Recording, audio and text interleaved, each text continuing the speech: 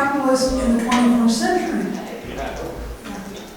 This afternoon we have the opportunity to speak with a wonderful group of panelists and activists who are leading struggles in the realms of scholarship, movement, and community building. The focus of this discussion is to learn more about the traditions, conditions, and influences that have shaped each of their perspectives, where they struggle, the context of that struggle, their strategies, and what they're looking to have happen in the short and long term. But before I introduce this panel, I just want to acknowledge a real lion in the state legislature that has joined us today. This is the Assembly Member, Charles Barrett.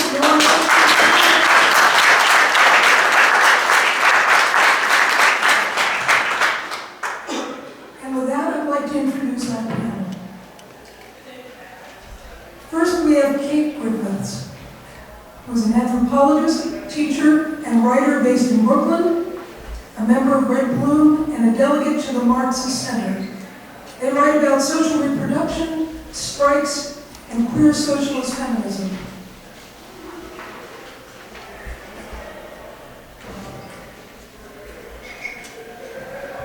To the right, second from, well, from your point, it's from the left. Second from the left, always from the left, is Professor Richard Wolff.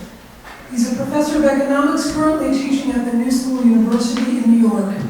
He hosts a weekly radio and TV program, Economic Update, broadcasts on over 100 radio stations and multiple television networks across the country.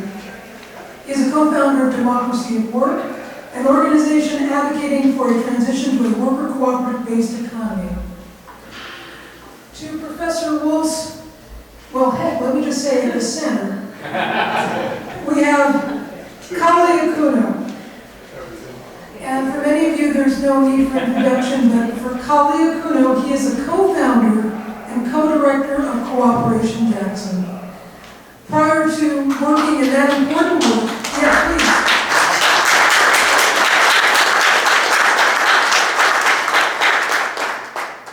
Prior to serving in that foundational role, Kali served as the co-director of the U.S. Human Rights Network, the executive director of the People's Hurricane Relief Fund based in New Orleans right after Hurricane Katrina.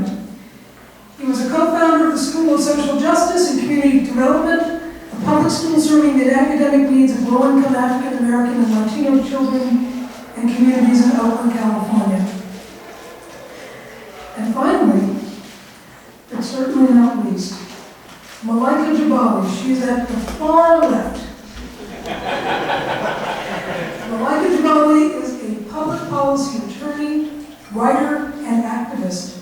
Her writing on politics, culture, and race have appeared in Essence, The Guardian, The Intercept, Jacobin, The Root, Current Affairs, and elsewhere. Please join us in welcoming our panel.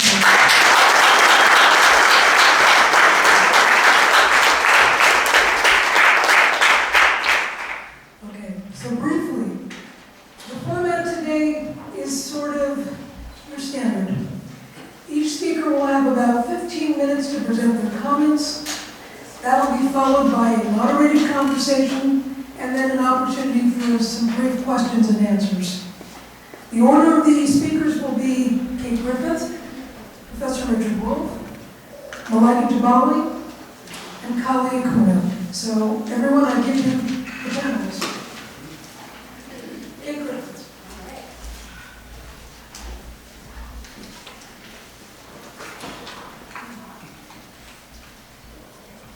Hi everybody, welcome to 2019 Left Forum.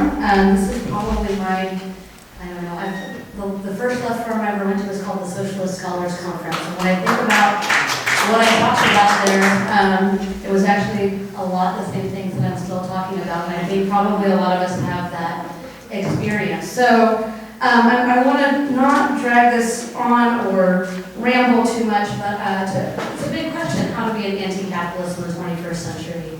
I'm the first victim to have to answer that question. So I do want to set the stage a little bit and say, in that time that I've been on the left, and I know a lot of you have been on the left a lot longer, I do think we're in a particular moment, right? We're in a kind of like best of times, worst of times kind of moment. And I don't think any of us here or anywhere actually have the full solution worked out. In fact, when somebody tells me that they do, that's when I stop listening to them usually, because it's lacking a certain kind of historical perspective and humility to think that one individual has all the answers. So, but what I mean when I say it's the best of times and the worst of times, well, we know that it depends on the polls you look at and what age groups you're talking about, but something like 25% to 40% to 60% of people, when you ask them, favor, the United States of America favor socialism over capitalism. That's an incredible fact, I think, and one that I wouldn't have anticipated even in 5 years ago, probably. You know, when I first moved to New York 20 years ago, I was thinking about becoming a radical organizer. I remember being afraid to call myself a socialist and being impressed and shocked right when I met people that did that. And now that question seems sort of a settled one, wonderfully. The other ways in which it's the best of times and the worst of times, for me and for what I'm going to talk about, is also depending on what polls you look at, something between 12% to 30% to 50% of young people today identify as some kind of LGBT or queer identity, and that, I think, plays a really important role in how we should think about how to be an anti-capitalist on the left, and that plays a really important role in how I think about that too, and especially the overlap of those two things. Oh, sorry, my voice in all your ears with feedback. I apologize. And further best of times things. I had the chance to go to West Virginia when there was a teacher strike on. There was an amazing statewide teacher strike.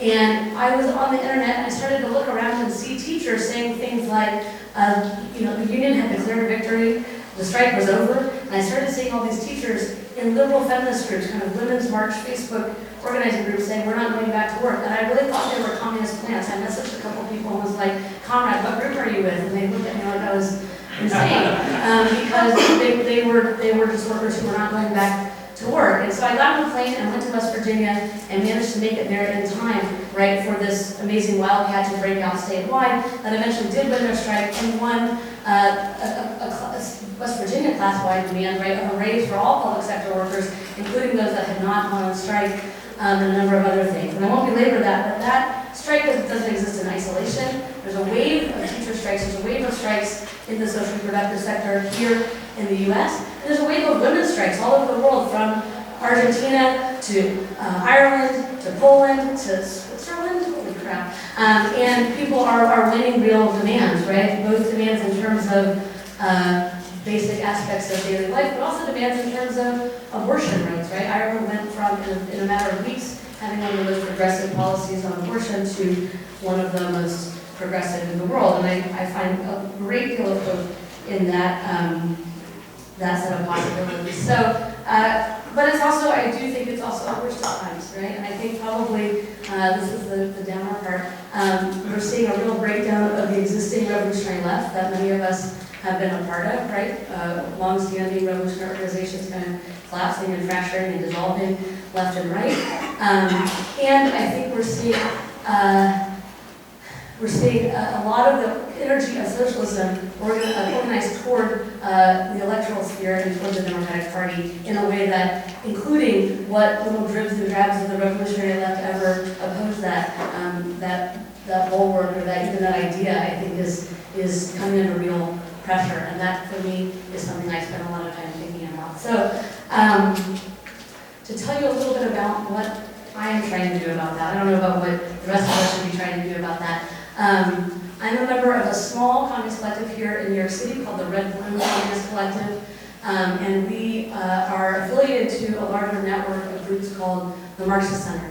And we really started as a group of queer people, and mostly queer women, cis and trans, who had left our various revolutionary organizations or never been a member of any, in part because of gender contradictions in those organizations, in part because of chauvinism in those organizations. And so we really formed out of this nucleus of people that wanted to do serious Marxist study, organizing in the workplace, organizing among tenants, and broad kind of solidarity network organizing, but also wanted to be able to be queer and fabulous and feminist and to think through those ideas and those identities in a Marxist fashion. And we were also, of course, very inspired by Marxist traditions that take up the question of race from a very serious political economic perspective. So, C.L.R. James in particular, and that whole tradition has heavily influenced our thinking on this and some of our work that we've done. So, and just to put that note out here, I was very sad to learn that I scheduled myself for this speech right in the middle of Pride. I always say yes to things, and then I look at the calendar and that's what it is. But the good news is, I'm here. My comrades were at Reclaim Pride, right, which was really formed out of a socialist, social democratic, and left liberal front to oppose corporate pride. And the report I got is about 45,000 people attended Reclaim Pride today, marking uptown against the state.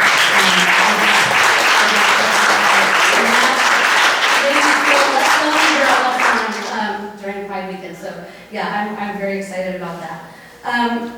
Okay, so to get into a little bit of what the Marxist Center is up to, what Red Bloom is up to, we started out by doing a lot of political education. We're still trying to do a lot of political education.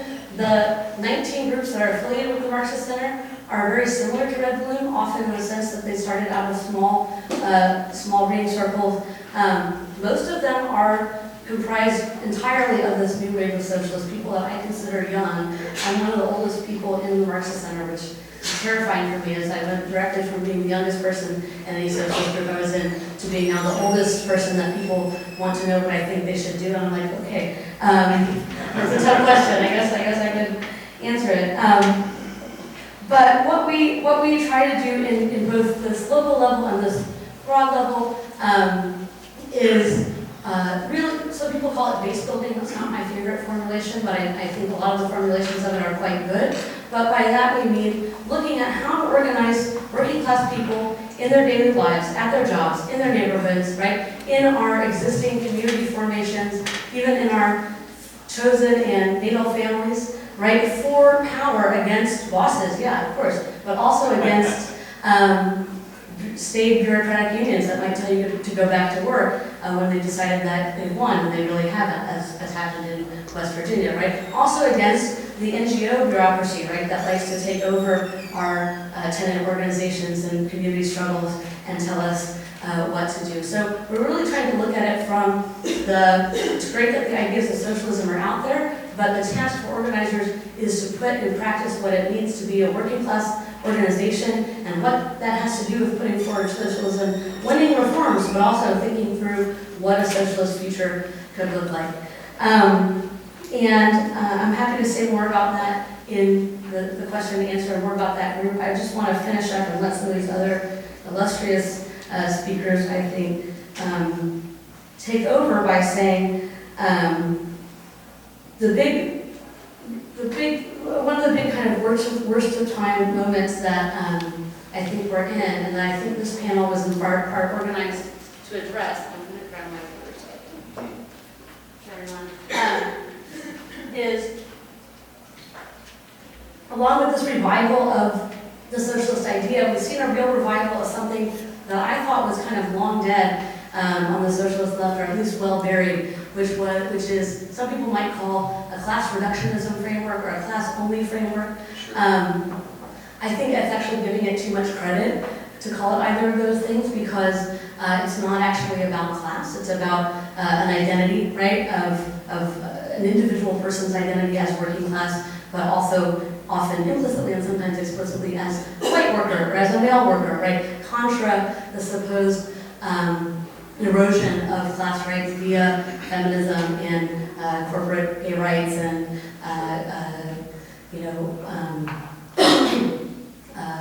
blackness leadership, like we see on the Black Agenda Report, right? That these are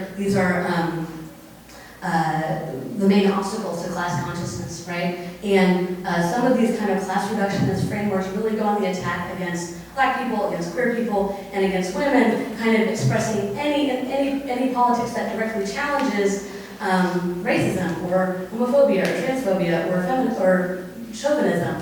And this to me is a huge mistake. And it really misses the point that, first it misses the point, of course, that I think should should be able to go unstated, but probably can't, that all of these struggles, right, the idea of a class that is powerful, that is a whole working class, is going to be made out of generalizing and creating solidarity between these particular struggles, right, of working class people in those particular identity groups, right, against the forces that hold us back, right, the bosses and the bureaucrats and the whatever. And that people will be transformed through that struggle, right? That our goal, when we say things like, and this is a big socialist phrase I've always heard, right? Meet the people where they're at. Absolutely meet the people where they're at, right? But you can't stay there, right? The goal is you have to transform people's consciousness through struggle and through helping people analyze those struggles when they're in them, helping people strategize those struggles when they're in them. And I really do think that is the job of anti-capitalists, of socialists, and of revolutionaries in the 21st century.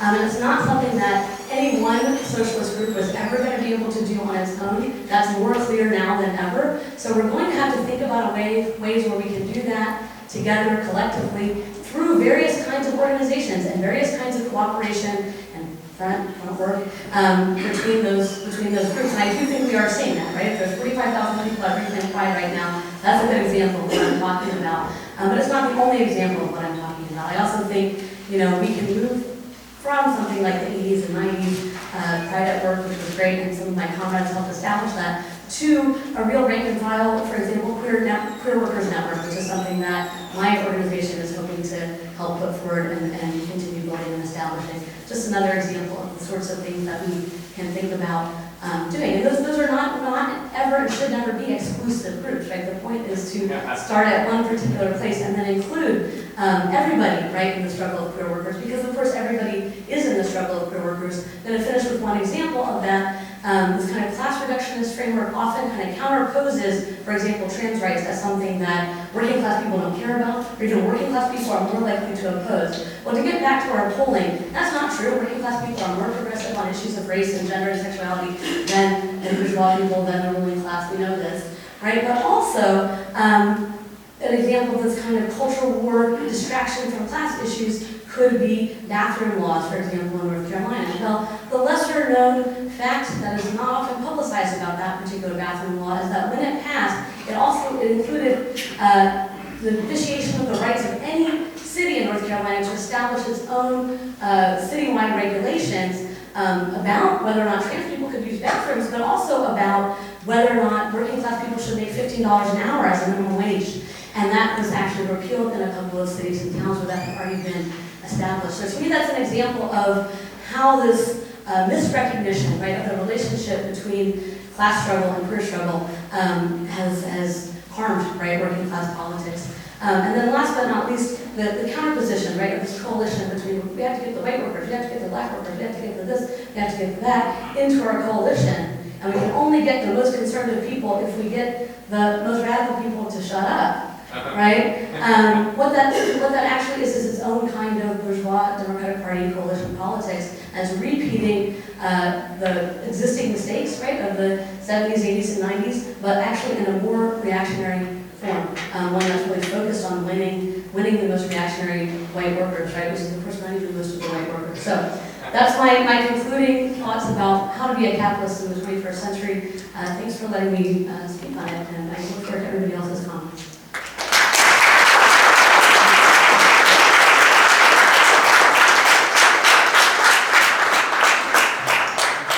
Thank you very much, Professor Wolff.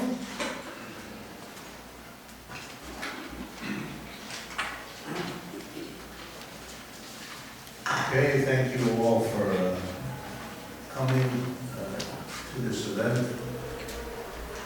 Much of what I say flows, I think, quite smoothly out of what you just heard. But I am going to make a kind of particular appeal that we are at a point, because of the polling numbers that Kate just went through, because of the fact that socialism is now something that can be talked about in a way that wasn't true for 70 years in this country, that we can now forge ahead. We can now have conversations that might before have seemed to be too early or unnecessary, but whose necessity was always there, and I think now can be spoken. And what do I mean? We can talk honestly amongst ourselves, and I think we need to, about what this word means. Capitalism on the one hand, and anti-capitalism on the other, as part of figuring out what it means to be anti-capitalist here and now. And in this area, I want to push something. I think that the definition of capitalism and how it's different from socialism that has been dominant for the last 100 years or so is out of date. This is not a dismissal. Over the last 100 years or so, an enormous part of the world has been introduced to socialism and has been transformed by its engagement with what socialism meant. But that engagement has also taught us the limits of that socialism. What do I mean? The notion of socialism and capitalism could be reduced over the last 100 years to the following. Capitalism is private enterprise.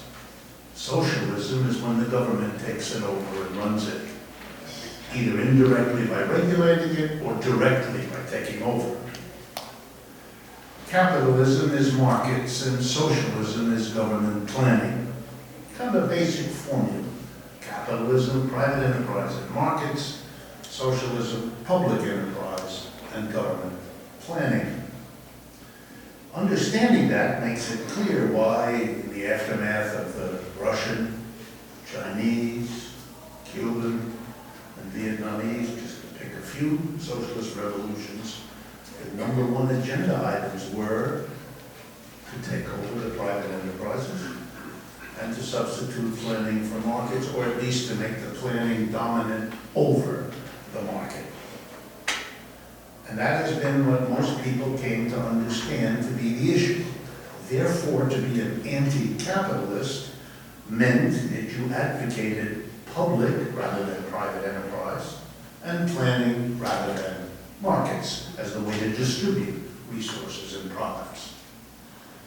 Out of that definition and out of the actions of socialists around the world, and by the way, the action of capitalists, a dichotomy was created that still governs us.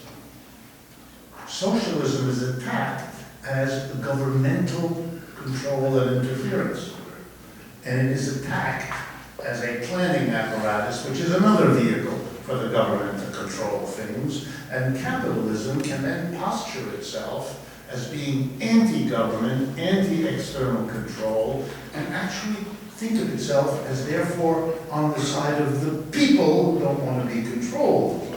Nice for them, very bad for us. That alone should have made us question that dichotomy and that way of thinking. But for many, it did not.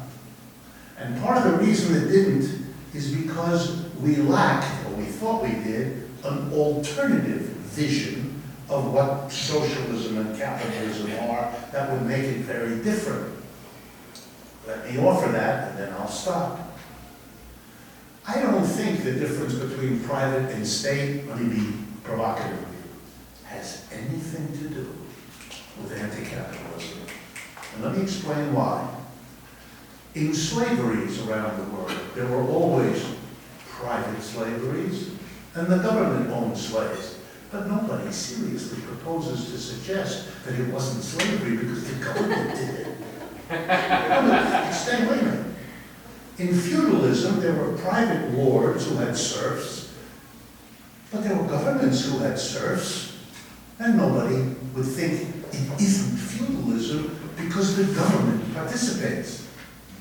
So why then would we get into the position of thinking that if the government has employees, just like capitalists, private capitalists do, therefore we don't have capitalism?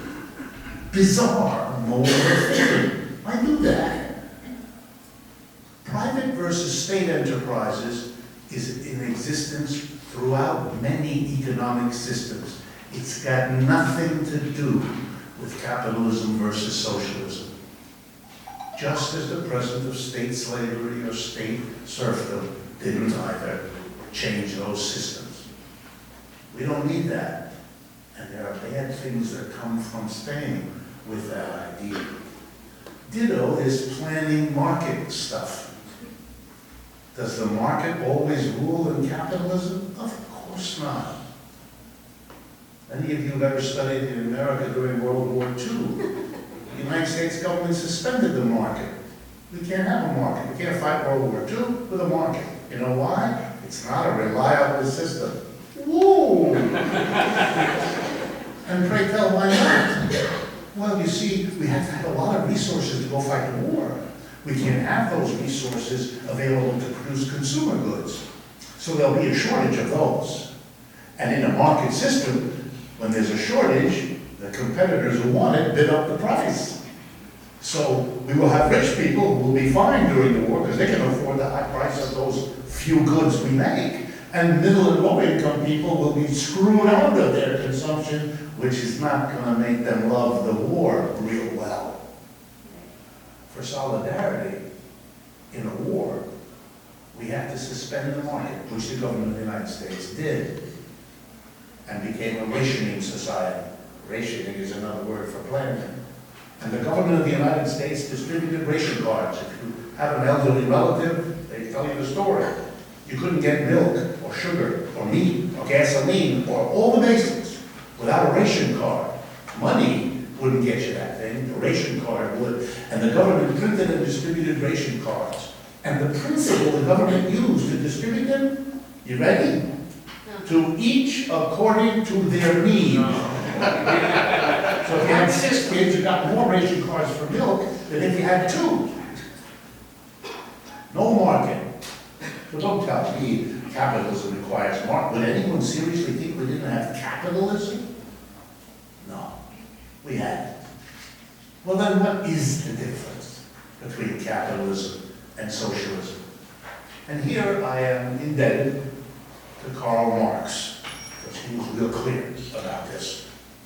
You won't find in him a statement of state versus private. And you won't find in him a big deal about planning versus markets. You just won't. Here we go. The difference is both something that distinguishes capitalism from slavery and feudalism, and something that shows it's just another form of the same thing. Here's the distinction. Capitalism is not master-slave. There are a small group of people in production of goods and services who own the other people involved. That's slavery. We don't have that in capitalism. And likewise, we don't have lords and serfs. Serfs that are born on a piece of land and have to live their lives there. They're tied to the land, granted they're not the property of the lord. Capitalism doesn't have that. It frees, Marx loved the irony here, it frees the slave from slavery, and it frees the serf from serfdom. Here comes where capitalism doesn't differ at all. It creates another dichotomy. Not master-slave, not lord-serf. Employer-employee. You spell the word differently, that's about where the difference stops. It's the same arrangement. A tiny group of people with the power and the control, and a vast majority of people who have to live under that control and have little or no power over it. The worker is free. Yeah, to quit your job and go get another one, more or less like it. It's your freedom. You have no freedom to escape the system. If that's capitalism, the employer-employee relationship, then you can underscore again why it doesn't matter whether the employer is called a private or a government. What's the difference? It's the same small number of people sitting at the top of the pyramid telling everybody what to do, whether it's a government office or a private corporation. Big difference, which most of you have already discovered, since your families are full of both kinds of workers. Well, then there is a difference, though. We do have now what can be anti-capitalist. It's the principled analytical insistence that what isn't capitalism exists if and when the dichotomy employer-employee is removed. It isn't when workers have more income. It isn't when workers have more power. It is when they are no longer workers. It's a little bit like the abolitionist struggle against slavery in the United States. There were always good people who wanted the slave to be better fed, who wanted the slave to be better clothed, who wanted the slaves not to be separated amongst the members of their family, etc. And then there were others who looked at that first group and said, are you kidding? The problem isn't how well we feed the slave. The problem is that it's a slave. The abolition of slavery. That was the demand. And the abolition of the employer-employee relationship in production is what I think modern anti-capitalism has to represent and champion and advocate for. It has to nail the crises of our system and the flaws, the inequality, the instability, all of it, to a society that produces the goods and services we all need with an employer-employee relationship. That has to be called out for the fundamentally undemocratic quality it has. A tiny group of people making decisions over a mass of people who are not accountable to them. The country calls itself democracy. Come on. It never allowed democracy in the workplace, which is where all adults spend 5 out of 7 days of their lives. It isn't a democratic society because it excluded democracy from the economy. It did it at the beginning, it doesn't now. Therefore, anti-capitalism has to be, my final thought, the advocacy, the determined, clear, defined advocacy of a transition from a top-down hierarchical structure of producing goods and services to a democratic, egalitarian alternative. Something that will transform every American's life. Overnight, you will now be working at a job where you have 2 job descriptions. Yeah, you do your task in the division of labor, but you're also a decision maker. You're also, with 1 person, 1 vote, part of what decides everything. What to produce, what technology to use, where to produce, what to do with the profits we all help to produce. It's a radical alteration. And here's a final argument for it.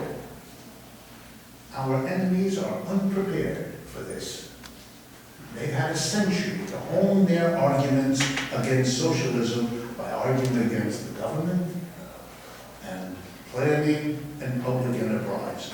They're not prepared for a socialism that says, you're full of it. You're arguing the wrong issue. We're not about that. We have a completely different idea that builds on the very democracy you claim to endorse. Anti-capitalism that focuses on the organization of production with a radical, new, better way to do it than is being done. Workers, 1 person, 1 vote at a workplace. Are they going to give Jeff Bezos $160 billion while the average citizen can't put their kid to college? Come on, not going to happen. Vote to move the factory to Shanghai? Not likely. Come on, many of the problems we have derive in an important way from that peculiar, undemocratic way of organizing enterprises, factories, offices, stores. It's the same issue everywhere. And let's see what kind of inroads we can make when there's already the interest in socialism that the previous speaker pointed out. And now we have a concrete, programmatic way of making clear what our radicalism consists of, what changes it really means in your life, and why that would be a better way to organize society. For me, the prospects for doing that as an anti-capitalist look good. Thank you.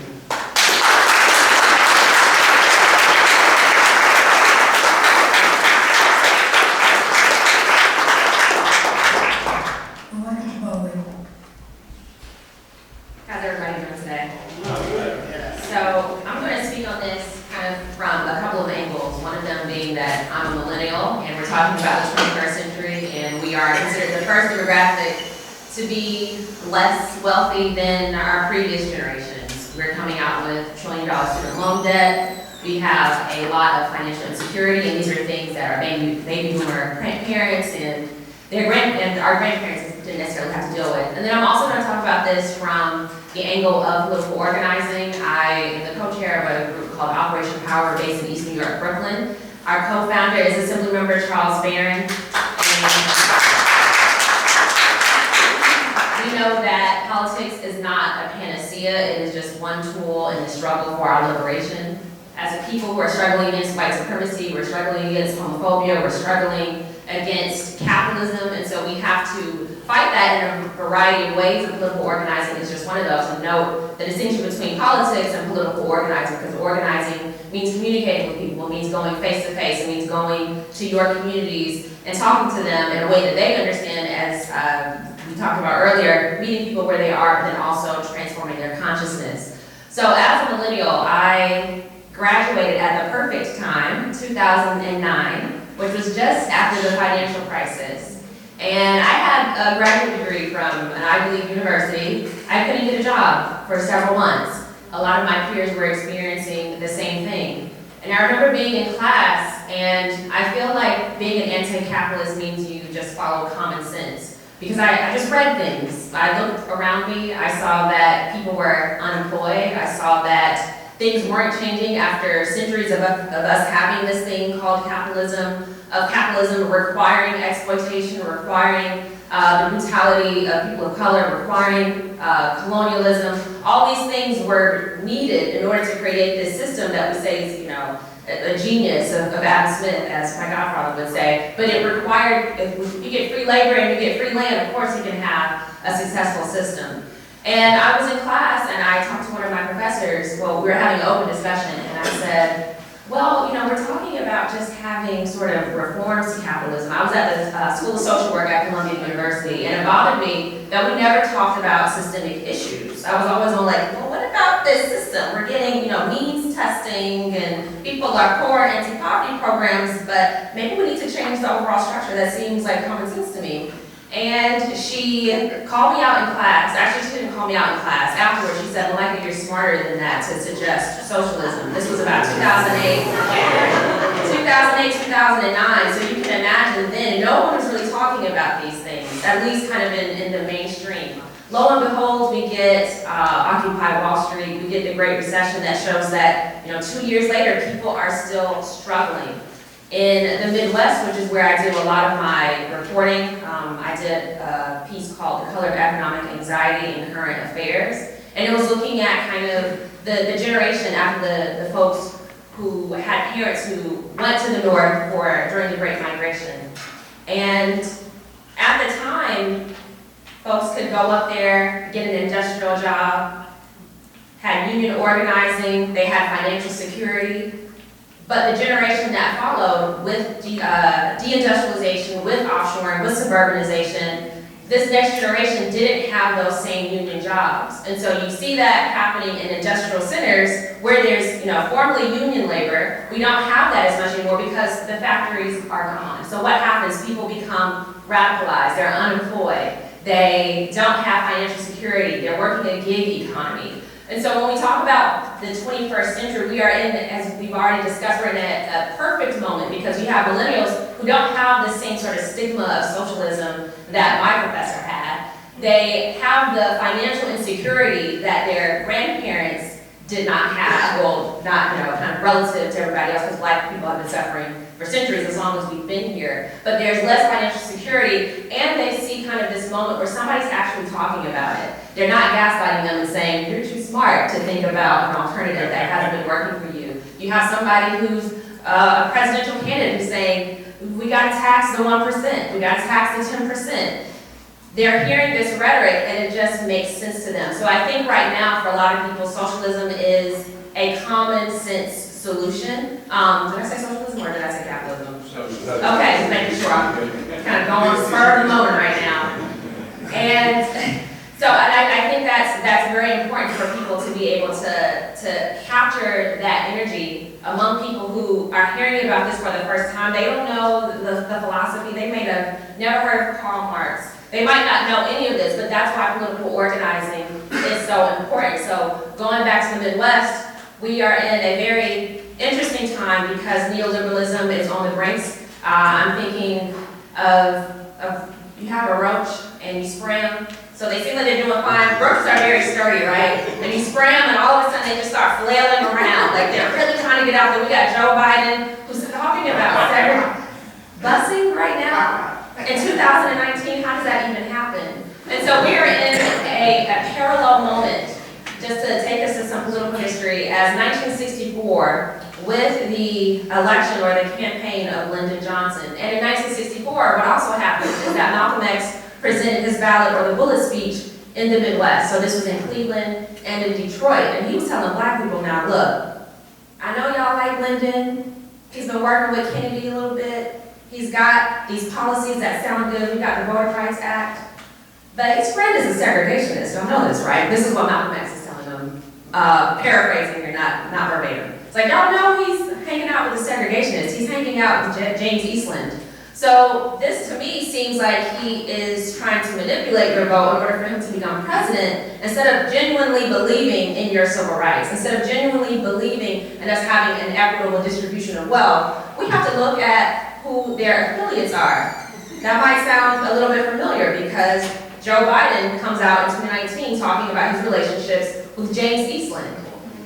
Bill Clinton was talking about his relationships with segregationists and dog whistling conservatives and triangulating between the working class whites and black people and racists and triangulating among them in order to preserve the third way. So you've got decades right now of third way neoliberal politics from the 60s, the 70s, 80s, 90s, and we're still going at it in the 2000s and 2010s, and right now we need to stop. This is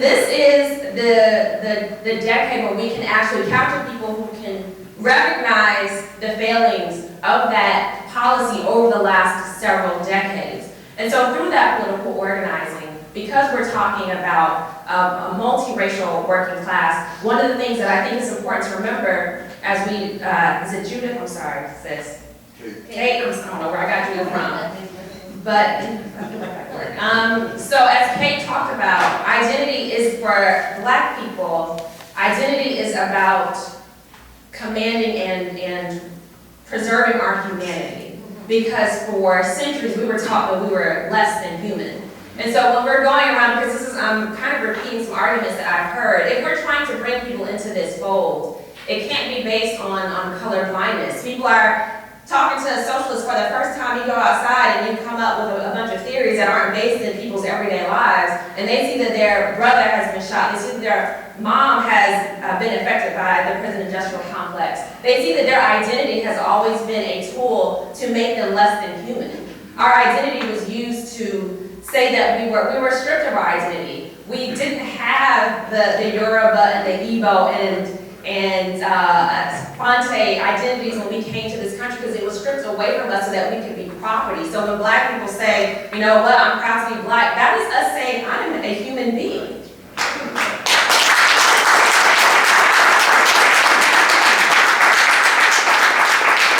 And as a human being, that doesn't mean that I'm better than you. It means that I deserve to be given the same types of job opportunities that you do. It means that we should be able to share in this wealth. And if we are an egalitarian society, you cannot have that when one group of people for centuries has been treated as less than human, and we have not addressed that, and we have not been direct about that. So when we have this political organizing, one of the things that we do with Operation Power is that we intersect race and class.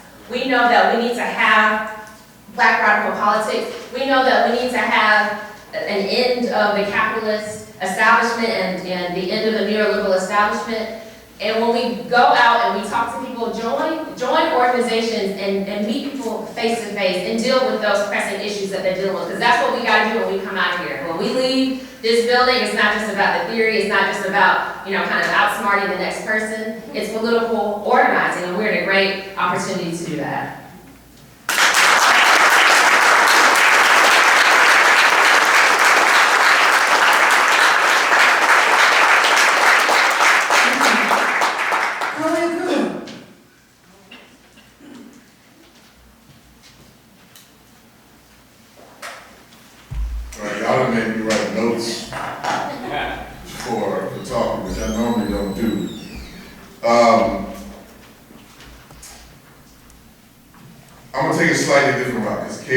Everybody touched on a couple of things and like stole some thunder that I was gonna try to touch on a little bit. So I'm gonna take a slightly different route. I was just looking at a few minutes ago. And really kind of put out a challenge to the greatest extent possible. Now, I won't have enough time to kind of outline all the different points, but particularly for, I think, those of us who assemble here, something I just want to put out in terms of, I think, a concrete way I want to push us to kind of organize, right? Let me be clear, I'm speaking of a phased form of organizing, even though I'm not so much a fan of phased thinking, but what I mean is, this is a proposal to try to move us towards economic democracy as a means to building eco-socialism from below. So that's what it's proposed to. And I'm trying to speak to those of you who are here based on what I understand only from the surface examination. So if anything is wrong, that's on me. In making certain kind of assumptions. But some of my assumptions are that there's a combination of what I would call party left forces here and then positional left forces here. And that positional left forces are folks who have, some form of left anti-capitalist leaning, but not necessarily in a political organization. You may be in other types of organization, but not particularly in a political organization. But I think we all share some varying degrees in wanting to dismantle the system that we currently live in. So that's the broad unity that we share. So trying to start from there, and then just put out a basic program based upon those assumptions. So point number one, it's 3 point pieces. Point number one, want to encourage everybody who is here to employ the tools and practices of the solidarity economy to build economic democracy as a means towards that building eco-socialism from below. That's number one. Number two is for us to develop, and I'm speaking to those two forces, the forces I see in the room, take that first element and try to reunite the co-op movement with the union movement. To bring those two sectors of the working class back together for some strategic reasons. Number one, and this is really kind of a piece drawing, particularly from where the labor movement is in this country. Now, we all know it's declining in terms of concrete numbers and in terms of political strength. But there is a dynamic that the AFL-CIO and even some of the unions not formally in the AFL-CIO have, and that is a good number of them have a number of resources that I would offer that they're misdirecting into reinforcing the capitalist system, but they can control those assets and resources if they so choose, reinvest it in themselves and membership, and then reinvest it in building out economic democracy, right? Building out cooperatives and other solidarity economy institutions from below. That's something that they can do. Now, in order to do that, it's going to take a certain type of struggle inside the unions, let's be clear, and not have no illusions about that. But I think that those of us who are not formally in those organizations need to create some ways of intervening and creating those partnerships on a tactical basis, on a tactical and strategic basis. So that's a particular piece I want to offer. But that only speaks to kind of point, let's call it point 2A. Point 2B is, look, that's not, the present union concentration, the present co-op concentration is not enough to transform this economy. Let's not lie to ourselves about that. So there's a broader organization of the working class in its totality that needs to happen. Those two elements together can make a contribution towards organizing, then I would say, trying to create an organization that speaks to a class-based organizing perspective in its totality to organize with the resources, skills, and talents that we have to make a positional fight around control of the economy. Right? And that's going to take a little bit longer than it sounds, but I think it's one that we have to engage in with some urgency, given that if the real solution towards, I think, the major crisis of the economy, of the ecology, that's going to have to come from us. It's definitely not going to come from the capitalist class. I think there was a presentation in this room earlier, some of you may have been in it, and there was a good analysis basically broken out that major sectors of that U.S. capital are deeply invested in the climate crisis to profit from it, not to end it, right? And that leads me to the third point. Now, this may seem somewhat arbitrary, but it's based upon, a position of fight that I think that we need to weigh. So the third point is that we need to prioritize dismantling the petrochemical industry and the democratization of technology and data, right? And so trying to move from, at every point I agree with, to offer a concrete program that I want us to argue, debate around what we can do in the course of the next, I would say 5 to 10 years, that we can concretely work on to build our own power and strength, to make a real aim at transforming the economy and shifting the balance of power in society. Now let's be clear, I did not offer, will not offer anything that says that electoral politics is the primary vehicle to accomplish this.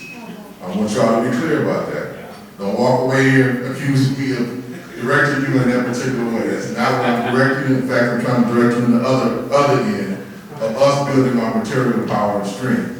The electoral piece cannot be ignored, but that's not primarily where I think we need to be concentrating our time and energy right now.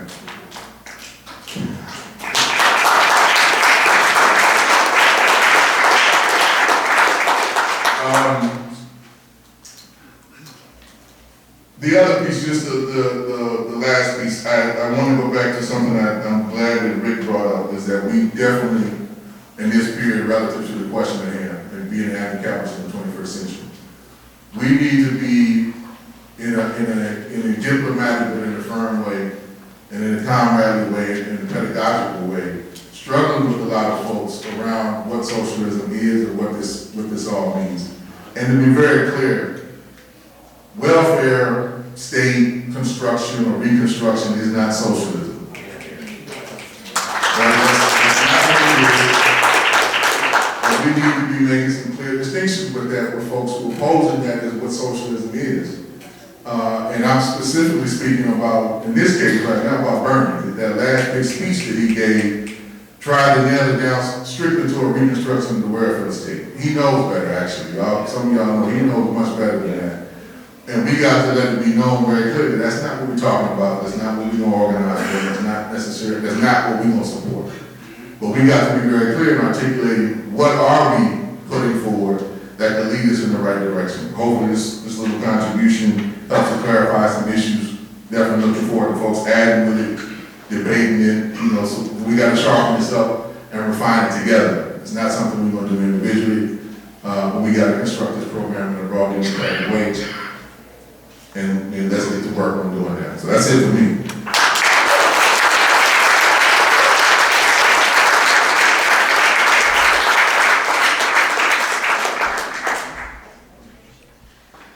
Okay, those were great.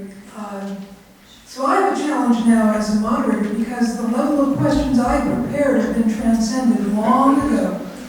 And so I want to just touch upon a few things and see if we can get a response. I'm a very basic person, and so organizing, when I hear about all that's involved in organizing, I have questions. And one of the challenges I've heard is obviously people cannot work intersectionally in the way that they should based on their notions of where they sit. And there's a need for that for movement building. There's a need for that in terms of addressing where people are in their lives. Some people come from the history of chattel in this country and have lost a lot of opportunity to progress and move forward. So people are not in the same place. So when you think about how do you organize people intersectionally to accomplish this, I'm hoping people from the panel can help me understand what strategies you would employ, what you would do in terms of the culture, how you would approach accomplishing this objective, because it seems really daunting to me. Anyone who wants to start? No one wants to start. Come on.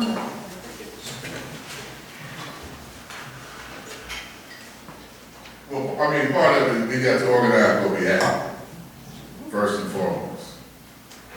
And we got to organize with folks that we have organic relations with, and then try to move out from there. And so much of what I hear, sometimes described as organizing. It's like there's these mystical other people someplace, and not the people that you're directly around, you know, whom you see on a daily basis, whom you have to engage whether you like it or not, in some cases, that like it at work, in particular with most of us work, right, whether you like it or not. But that's the cycle you're going to spend a lot of your life. And you should be making every effort, from my perspective, we're trying to democratize it, which means that you're going to have to organize with other people, whether you like them or not, or whether they like you or not. You're going to have to struggle with them in some particular way to come to some common ground if that is ultimately what you're trying to achieve. I think the broader question is more of an educational question. Like, how do we link our struggles? How do we link the practical work that I'm doing and get the folks around me to understand the connections of, like, you know, what's happening to us in Mississippi is directly what's happening, you know, has a direct impact, and vice versa on what's happening at the border, what's happening, you know, in Europe, what's happening in Africa, and to make the clear distinctions, like, all right, when you just saw this cobalt mine, you know, just happening in the DRC, the Democratic Republic of the Congo. Try to break down to folks like, yo, you know, that's where they get some of the raw materials for these cell phones and X, Y, and Z.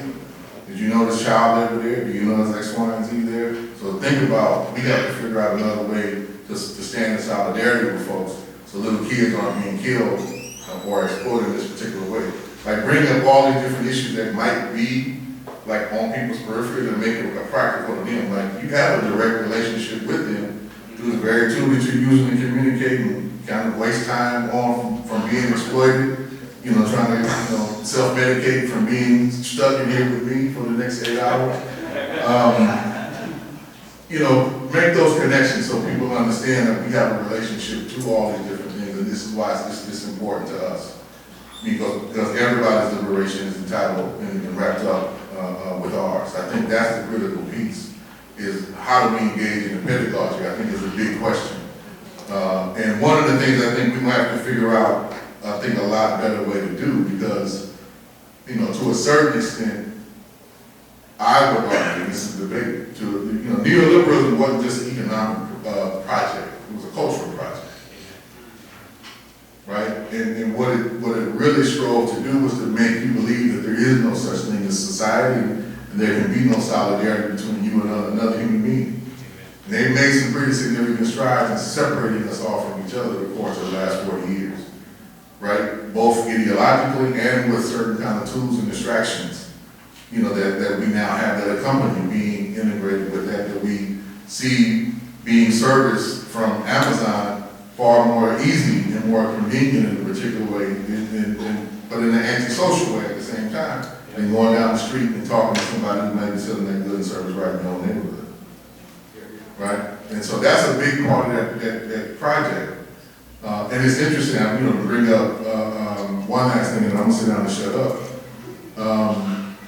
You know, I got to comment on this commercialization of pride that I've seen. I ain't never seen this commercialized and commodified in my life, you know, in New York City. And to me, that raises some serious question about where we are at as a movement, that you even had to call 2 different marches.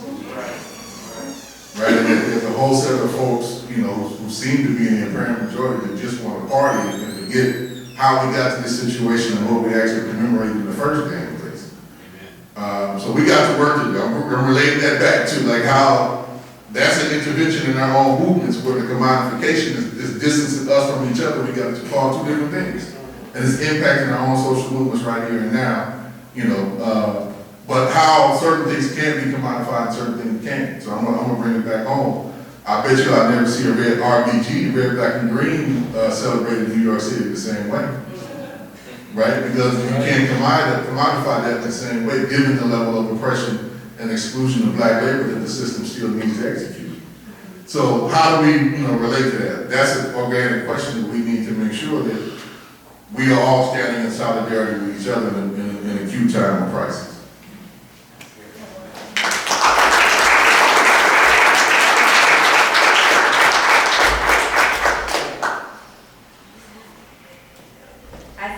One of the ways of addressing this is talking about, I guess, what it means to be intersectional. lot of that has to do with raising our consciousness. So for instance, I'll think about this personally.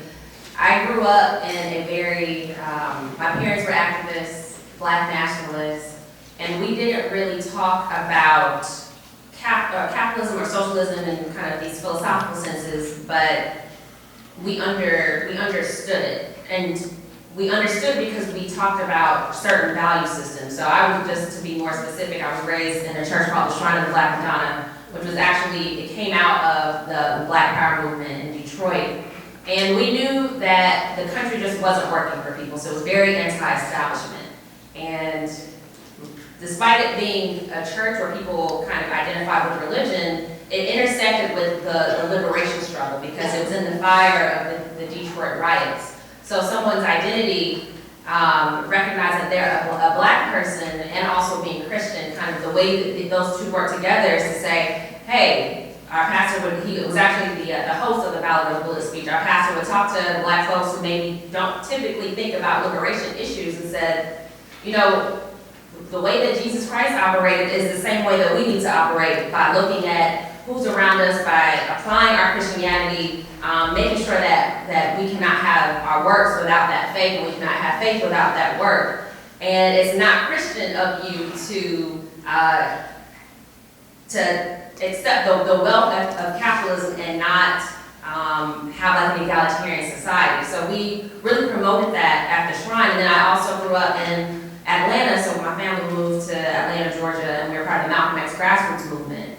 And that was also very anti-establishment and wanted to separate from the United States government. Essentially, that was kind of the founding ideology of the Malcolm X movement, was to talk to young people and relate to them, but it was centered on the fact that America wasn't going to be able to do anything for us. And we needed to change our value system because the capitalist one is not working. So we talked about collectivism. In my church, we talked about collectivism. And I think we can apply that pretty much as Kali said, exactly where we are. And so that's the community that I grew up with. So I talk to Black people, I talk to Black nationalists.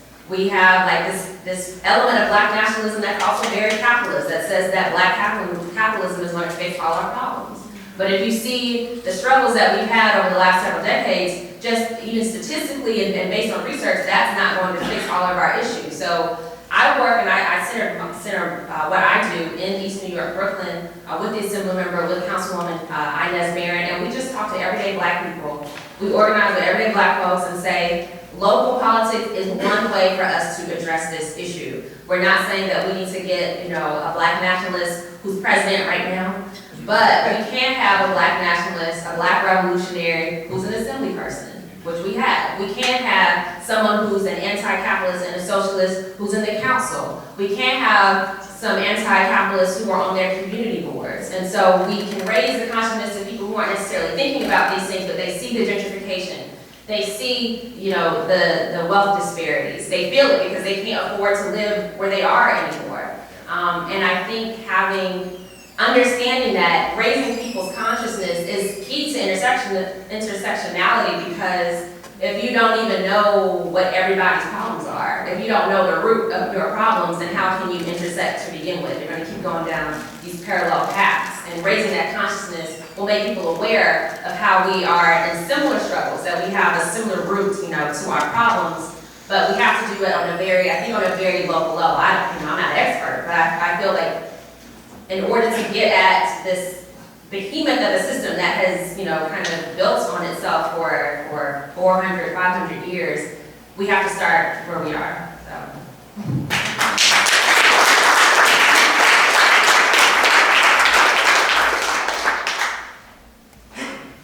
Just a follow-up comment. I think any effort any of us make to organize to change the society will be honed in on by the system. The revolution will become the Pepsi revolution. The Pride March will become corporate pride operation. So for me to hear, because I'm not aware of it, to hear that there's a counter march, another way, I think that's great. I think that's an intervention in where people are conscious and interested. It'll force everybody, not just those that are counter marching, but all those who are part of the corporate thing, to think about things and ask questions and have conversations they would never have had before. So this is an intervention that changes consciousness. And I think that these things are happening more and more around us, and it is our job to get in there. I'll give you an example. Some of you may have noticed that there's a furniture company called Wayfair. They did an extraordinary thing, those workers. They got upset about the furniture they were making being used to staff those to equip those detention centers in Texas and elsewhere for the people being held in that horrific scapegoating of immigrants as if they were the cause of the problems of the United States. This is a group of workers who said they don't want to do it. They don't want to see the fruits of their labor go for such a purpose. There again, they don't want. That produced an incredible question for many of them. Who decides what is done with the fruits of our labor? And the business leaders had to say, it'll harm profits. To which they answered, who cares? And then the profits go to a small number of people, and this concerns a much larger group of workers and an even larger group of immigrants, and we're with them. These are interventions that can allow jumps in consciousness in record time. And these are very important moments when, if folks like this in this room get involved, the questions we want to have raised will be raised, because we'll raise them. They're making the movement. We can then intervene to make them be questions about employer-employee and what is that all about. These are not opportunities to be missed, and they're happening all around us because of the failure of capitalism to keep people quiet the way it was able to do until a very few years ago.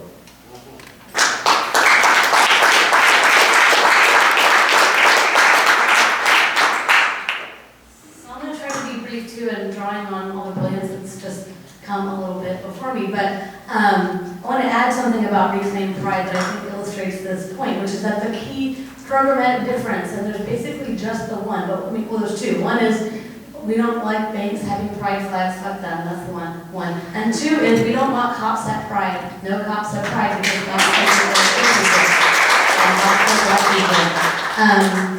and this is not just in New York, this is something that's taken place at various prides across North America and in other places as well. And so I just want to say, like, that's very much intersectional in the sense, right, that it's intersection of Black Lives Matter and of queer politics, but that's intersecting, in the bodies of Black queer people who really formed the backbone of organizing this march, right? So that's the kind of universalism, intersectionalism that I think of as being the same thing that we want to see. I want to add one little point just about, because I brought up the destruction of the party left and the revolutionary left. I also think, and a lot of that has taken the form of kind of Me Too in our movements, right? And looking at the examples of chauvinism and sexual assault and rape in our organizations, but also other kinds of issues, right? Discrimination and racism and queer and transphobia in our organizations, both at the level of line and at the level of practice. And I just really quickly want to say, I do think we really do have to think about that at this micro level. And it doesn't mean if you start a group and everybody in that group is a man, that you should give up and go home and disband your group, right? But I do think you have to think about how you're going to build out your group in a way so you're not just trying to reach out to one woman and bring her in the group, right? If you build a group and everybody who joins it is white at first, well, that doesn't mean that's the end of the road, right? You want to think about what are the strategies where you can recruit people or build with people, right? Projects that people are already doing in groups, right? And actually build solidarity between groups of people. And we always say that, but it is really feasible in practice, and even at a micro level of like, do a study group or support somebody's panel at Left Forum or do whatever it is that you can to build those connections in the first place. And we really do have to think about how we organize our groups so that they're not vulnerable to the internal explosions, right, of kind of Me Too stuff and or manipulation, right, by outside forces. I'm not going to say that doesn't happen, it does, but it can't happen if we set up organizations that are resistant to it, right? We're trying to do that in the Marxist Center. I'm happy to talk about that at Socialism next week. I'm going to do a whole panel on that, so leaving that part aside for now. The other thing I just want to say is that we should also look to our movements of where they're already intersectional. So Me Too is often thought of and criticized by many people on the left as being this purely neoliberal feminist thing. The reality is, when it started in Hollywood, it was already a workplace struggle, and workers in other workplaces were immediately inspired by it. You saw it spread to McDonald's, to hotels, right, to auto workers, right, where you saw women and other people, right, who were victims of sexual harassment confronting the boss for using sexual harassment as a tool of labor discipline, as a way of dividing workers. That really happened, and we should describe it that way to other people, right? The other thing we should describe, right, is that it's often mentioned, for example, that Me Too as a concept was invented by Black women and by Black feminists.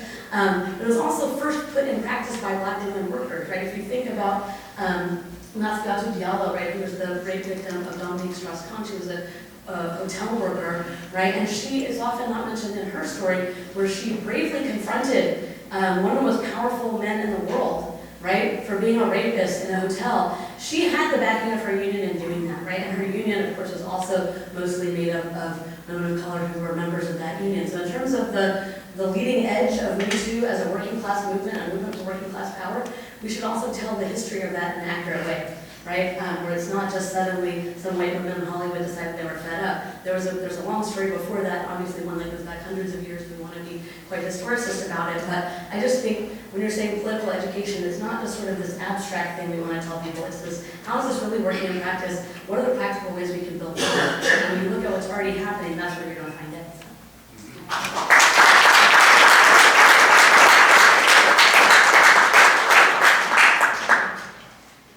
Okay, I do have one more question for the panel, briefly, because I can't say, I wish you could, we're confronting an electoral season. We have to deal with this again, and so I would want to address to the panel sort of the tensions between how do we deal with a political party system and electoral politics where it seems that there's a great difficulty with the white left speaking about race and being able to do it in a way that's meaningful to people who want to be organized on the ground. What are the implications for the electoral process?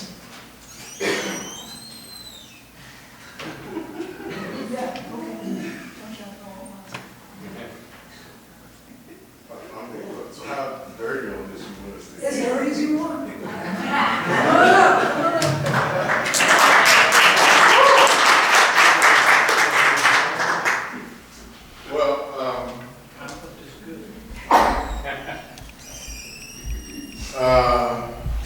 Let's see. Let me start with, I guess, something that's close to home, particularly in history of my own organization. So, I've been fairly disgusted listening to the Democrats talk about reparations.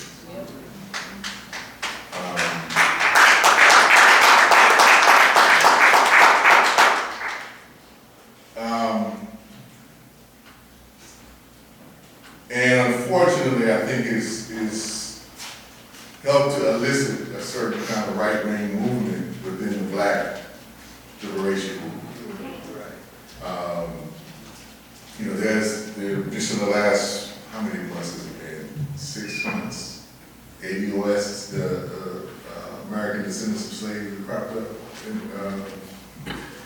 And American Descendants of Slaves, as I understand it, I could be wrong. I'm not one who follows Twitter and all that stuff too much. But I think it started kind of a social media piece with a couple of folks making an argument about reparations, first and foremost, that reparations should only go to people of African descent who are descendants of those who were enslaved in the original 13 colonies. Really? Yes, really. And despite how just crazy that sounds on a certain level, it's in response to this opening around black voter mobilization that the whole conversation about reparations is being touted for in the first place. Because none of those folks that articulate anything about reparations have studied the question seriously. That don't mean some of the people behind them haven't, but those who are sitting there articulating it on those platforms, they haven't. And they don't mean it in any form or fashion. They don't mean it, they don't intend it. And it's somewhat insulting to think that if, we put some kind of carrot out there to mobilize the folks, that they might turn out in the record levels that they did during 2007, 2008 when Obama ran. So it shows, to me, what I want to point out is the way in which this is being crafted and formed. There's a base level of racism that is at the heart of the Democratic Party to even pose a question like this, and to even promote it in a particular way, and to have folks kind of eat it up, and to eat it up. So ADS, to a certain extent, is a phenomenon of let me posture myself in a particular way to be in the best position to take the crumbs that are then may be offered from the table. And not anything that I would argue in the transformative way in which the tradition that I come out of has always articulated reparations, right? And try to make it as a demand to understand if we, when we were talking about reparations, when we do talk about reparations from the perspective of the New African Independence Movement, it's about dismantling this empire. Nothing short of it. Period. That's all, that's fundamentally what it means and what it will ultimately conclude. So it's one of these demands of saying we want to destroy this beast, and that's what we put forward and try to make that clear, that we're not going to compromise with the system and the dehumanization that's brought in exploitation. That's a different conversation than say, well, let's give some tax break or some health care credit or some educational things that foster more inclusion in the dying corrupt system. Totally different conversation. Now, I think that there's an opportunity that we're going to have to seize. We can't leave this debate left up to ADOS, right? And so to the extent that there is a conversation that's happening, and the electoral politics is the mean by which it's being had, we need to intervene. Because there's a ton of young folks, in particular that I'm most interested in, I'm going to make it personal, who haven't heard about the politics that I grew up with, been a part of shaping and fashioning. So this is an opportunity to say, hey, there's some more out here than the way that this has been framed. Let me explain to you why, let me explain to you where this will go. So I think the piece is, it's a front of struggle. Electoral politics is a front of struggle. It ain't going away, not anytime soon. So we can't necessarily ignore it. But I think the question for us is, where do we need to concentrate the limited energy and resources that we have to have the greatest impact? Like, to me, I think that's the particular question. And if we keep trying to play at the table of the Democratic Party, when we fundamentally have no power because we have no organization independence of our own, or they're very small, or they're very weak, we sit at their table accepting whatever they give out, and can't re-articulate anything in terms of, no, this is what the program is going to be, this is what's going to address, or there's going to be some consequence. Right? But if we are not organized on our own independent basis, we're going to take what we can get. There's the old phrase, organization means you get what you have the power to seize. I'm going to bring it back to the old basic level. You get what you have the power to seize. And if we're not organized, we're going to get what they give us. That's a totally different organization, totally different orientation. So, I always try to encourage, which is why I left the statement, is not opposed to folks engaging in electoral politics, because it does make a difference whether, somebody's going to put you in prison or just outright kill you, on a local level. That makes a difference. I ain't going to sit there and lie to it that it don't make a difference. But that's a tactical question. We shouldn't always elevate it to the level of strategic question. The more strategic question I would argue for us at this time is how do we organize our own people to exercise the greatest amount of power. Then we can move in whatever arena we want to on our own terms. That's what I would, put to the question. And why I'm trying to rephrase it in a particular way, because if we constantly kind of phrase electoral politics as either an obstacle or a great opportunity, and not look at the organizing as the primary thing, and how do we consider organizing as the greatest challenge that we have and the greatest opportunity that we have, not electoral politics.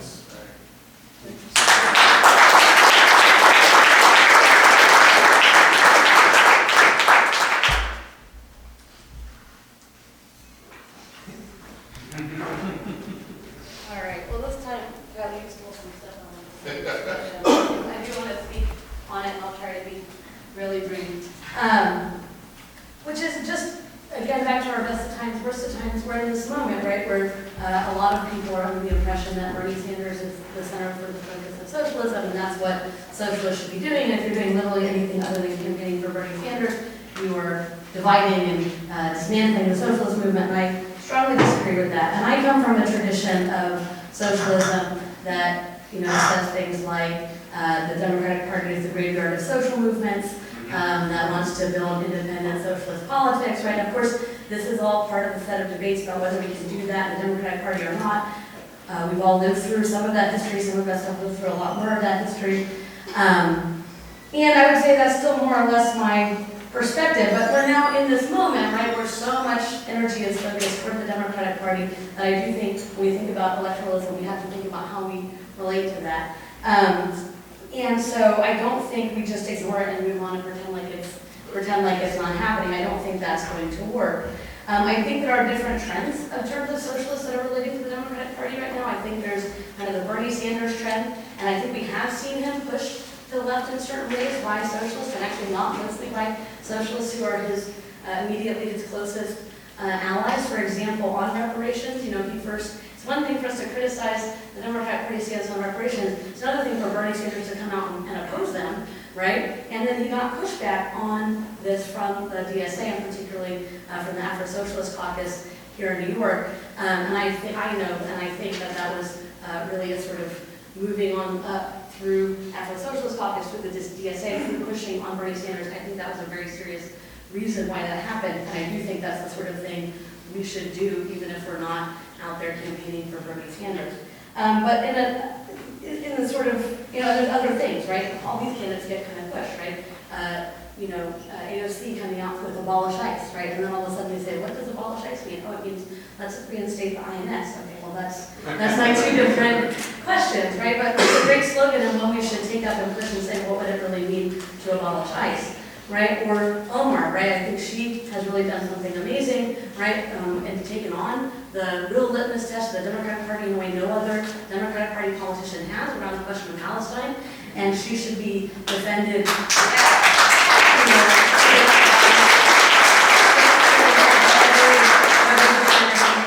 Whether you like the Democratic Party or you don't like the Democratic Party. But also, right, there's these moments where they're not going to do the thing that we would like to see a socialist politician do. With, the big point is, wait, you have this great platform, Bernie Sanders is in the debates. Well, okay, he has this huge platform on Twitter and so forth and blah, blah, right? A thing that could have happened, I don't know if you guys remember this, but the government was shut down for a while, and it was really scary and hairy, and government workers weren't getting paid, and people were going to start not getting their food stamps. And it was really this case, right, of Trump pitting working class American citizens against immigrants and against migrants. And Sarah Nelson, the head of the flight attendants union, did something amazing, which was she stood up and said, we're going to go on strike, we're going to shut down the airports. And in fact, they did some work stoppages at the airport in Queens especially.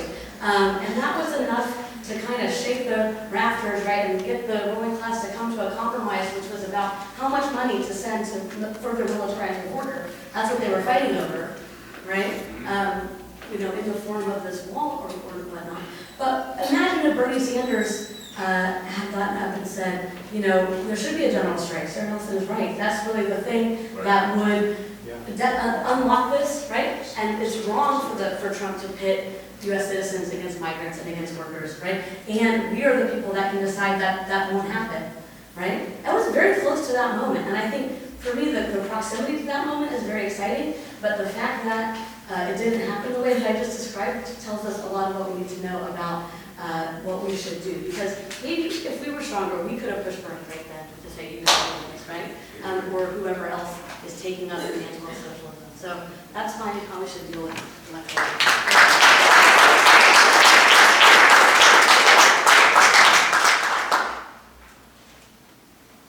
I think one of the good things about where we are right now is that when you look at people who identify as Democrat or Republican, there's actually been a decline. So there are a lot of independents out there, and that's across race.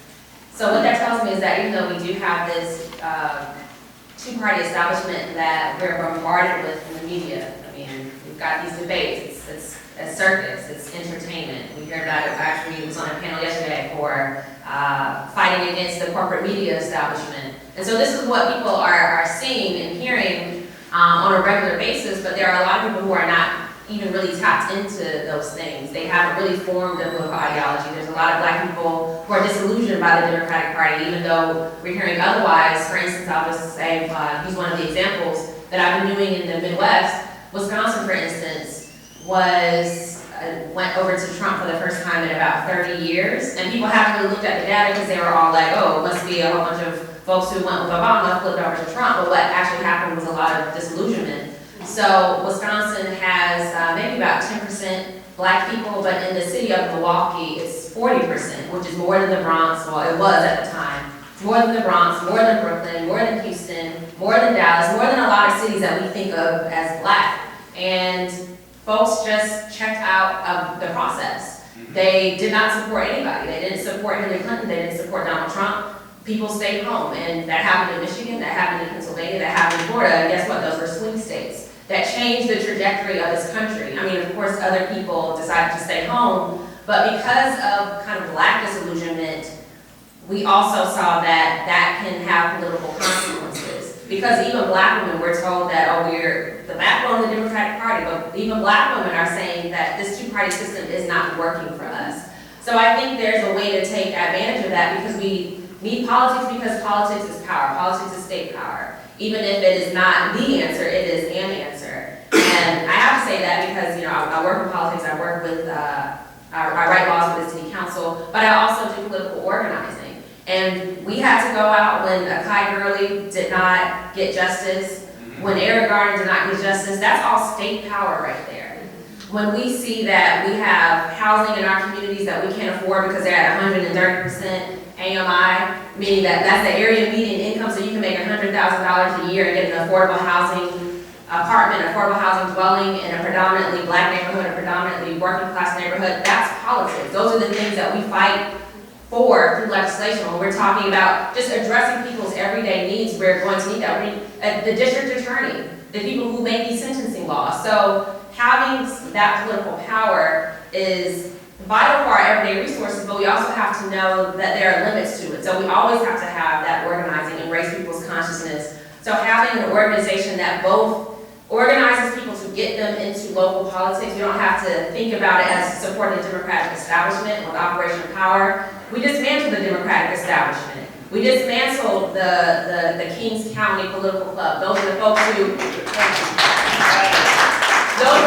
had a stranglehold over politics in that district, and we said we're not going to just go with the government, because that's what happens when you have a club. You basically get self-appointed folks in these positions who don't have any commitment to justice. But when you're organizing outside of that, you look at politics, but not necessarily through party. You think about politics through social justice. You think about politics through revolution. Then you go in there with a different mindset. And I think if we're able to hone in on the fact that people are a little bit disaffected by the two-party system, but there's another avenue towards politics, and I think that could be one solution.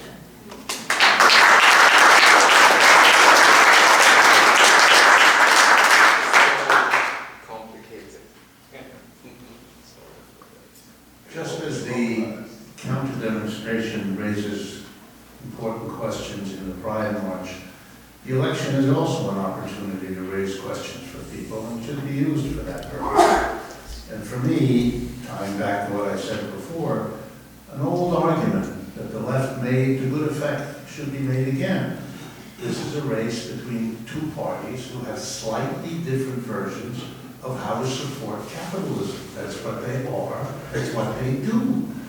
We have the right-wing harsh, that's the Republicans, and we have the capitalism with a slightly less inhumane face, which is the Democrats. And yes, there are some exceptions, but that's the broad definition of these two parties. They have been the parties that have gotten the subsidies for capitalists, and the tax breaks for capitalists, and the projects for the capitalists, with an occasional something from a Democrat to keep the rest of us quiet. But imagine a political party that wasn't committed to capitalism. Suppose a political party had a base of worker co-ops, and that it was going to use the power of the government to give the co-ops the subsidy, and the co-ops the tax break, and the co-ops the road structure over here, the traffic arrangement over there.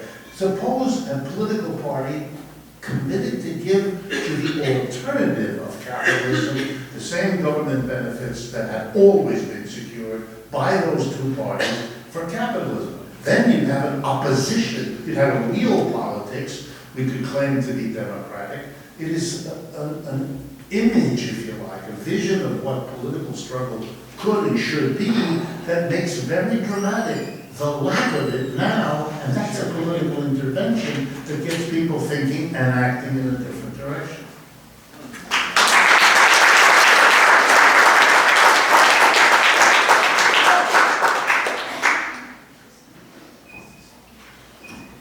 Okay, everyone. So this is the time that we open it up for questions. And I think the way we can try to do this is if we just, I'll try to indicate by numbers 1, 2, 3 when you raise your hand if you have a question. And then if you pose a question, if you're going to pose it to the whole panel, or if it's to an individual, just let me know. So do we have, Could we have a break so people who need to leave? absolutely, absolutely.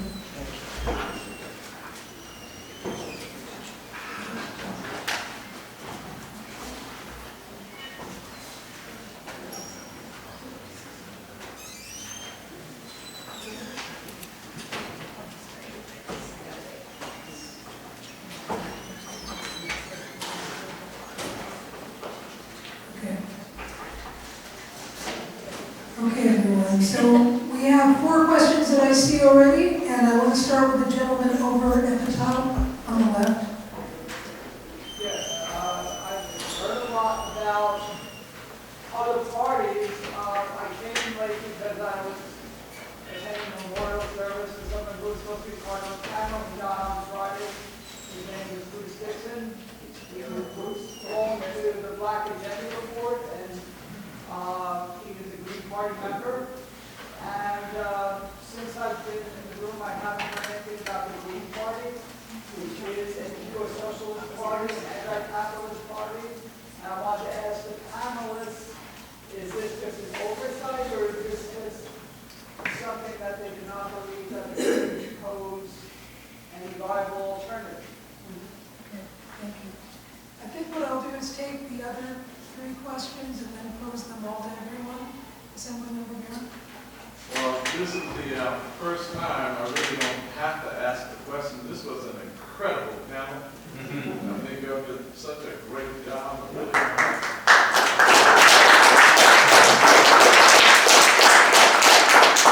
said that, I would never not say anything.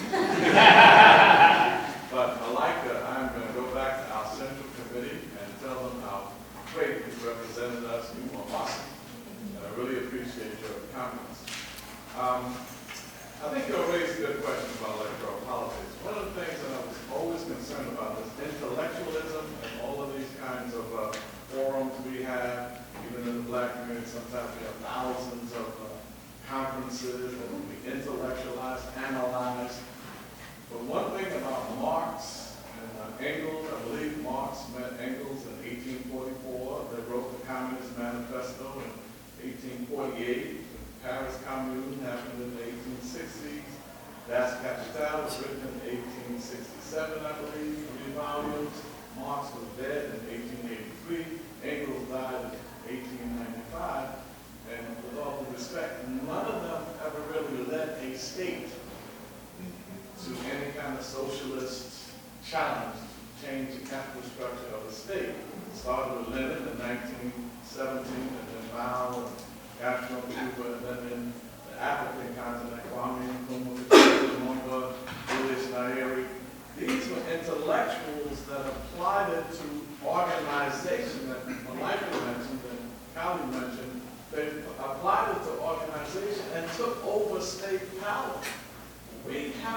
some point apply all of this to a community and take over the political, economic power of a community.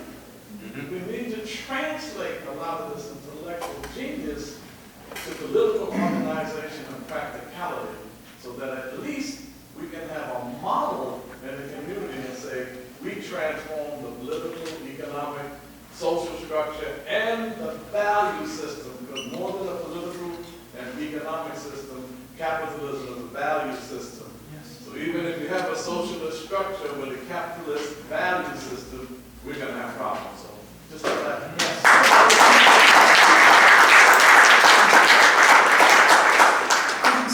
Perhaps we should go back to the first question and give people an opportunity to respond just on the Green Party, very quickly.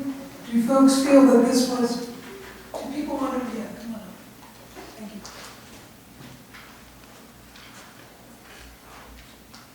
I mean, I supported, Bruce was a good friend and comrade of mine.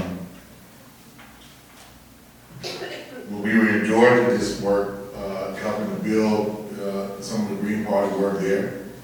So at least I speak on my part. It wasn't no mission without knowledge. Just speaking in broad generalities, however, in this case, I would say it would be one of many alternative party formations that are out there that I would point people to, depending on where you are at. And I'm one who, in certain cases, definitely have supported folks operating within the Democratic Party, right? Because, like, for me personally, my focus is more on organizing like alternatives, because I've grown up in an area, in a period within my lifetime, particularly within the Black liberation movement, see it go from a point of strength to a point of weakness to a point of trying to rebuild itself, right? And so, in that mix, electoral politics has happened, but it's something that's happened primarily throughout in a generalized sense. It's something that's happened to us, not something that we've impacted, right? And so, trying to change that dynamic with organizing. But, you know, I'm a big supporter of what's going on in East New York. You know, I would never ask them to do something different in terms of their party affiliation. They figured it out. They clearly have built something that has lasted over the test of time. There's lessons I think everybody here in New York should try to gain from that and not ignore that, right? And how do you support the work that's going on right here in this particular dynamic? There's other places, just as me as a individual, you know, I've supported folks doing other local electoral politics, you know, in formations outside of the Green Party, something that they've created and instructed local. And so for me, it's more or less what are the political aims and objectives of the folks who have built organizations and what they're trying to push in the area, right? I don't think, to me personally, I think we're a bit far away from describing what Rick was talking about, which is something, if you look at my writings, I've been arguing for and articulating for some time, so I'm not opposed to that, but there's some organizational development and capacity I believe has to be built very consciously and deliberately over time to get us to that point. The Green Party, I think, I'm just answering for myself, I think could be a constituent component of that. I do not think it's the totality of what that is or should be, right? But I'm not opposed to the Green Party building the development, to make that clear. But, you know, the Green Party, like a lot of alternative parties, you know, right now still got some issues with being predominantly white, being predominantly male, being predominantly, you know, kind of upper middle class and petty bourgeoisie in its membership. So we got some things that need to figure out. That's not a criticism of it per se, but it's just a recognition that there's some limitations that's going to have to be overcome. We all got those. And I don't know no organization that don't have no contradiction or no struggle or something that's got to overcome. That's part of the organizing challenge that we face. That's the opportunity that we have to figure out how do we overcome our limitations. That's an opportunity, not a limitation. That's not opposed to it. That's an opportunity for us to figure that out.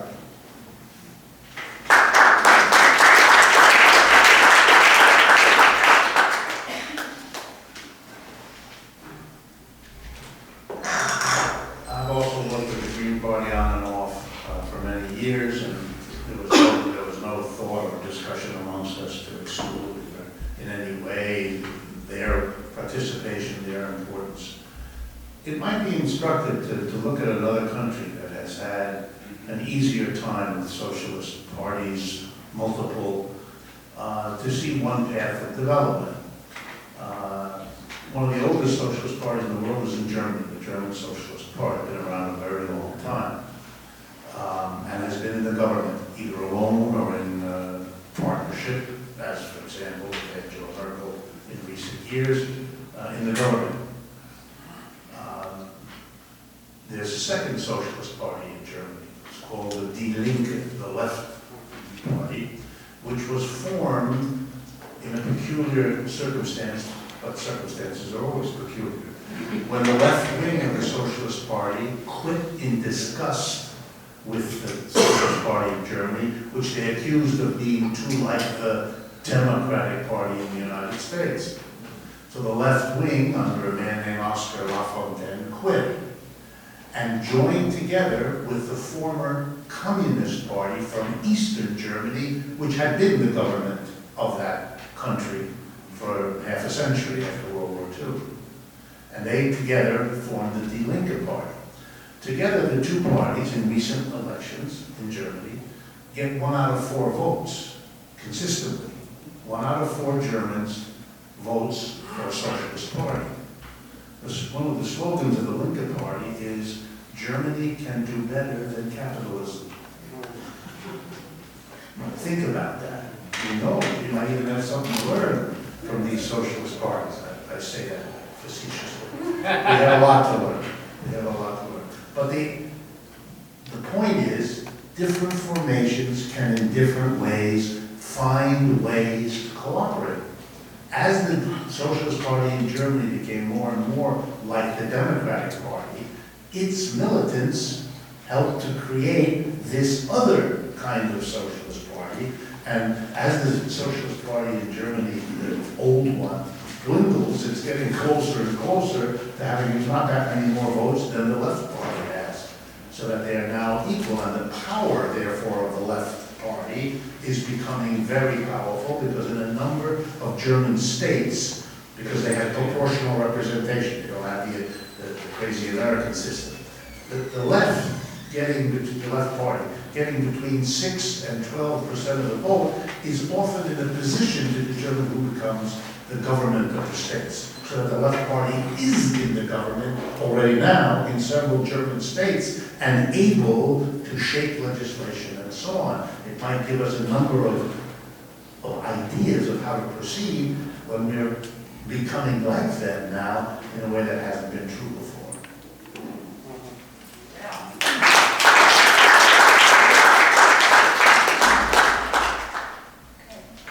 We had another gentleman over here, and then another person over here. So this person's standing up. Just want to point out, no women have spoken yet. You might want to give some consideration to taking out some women, sister. You know what, I appreciate that. Thank you.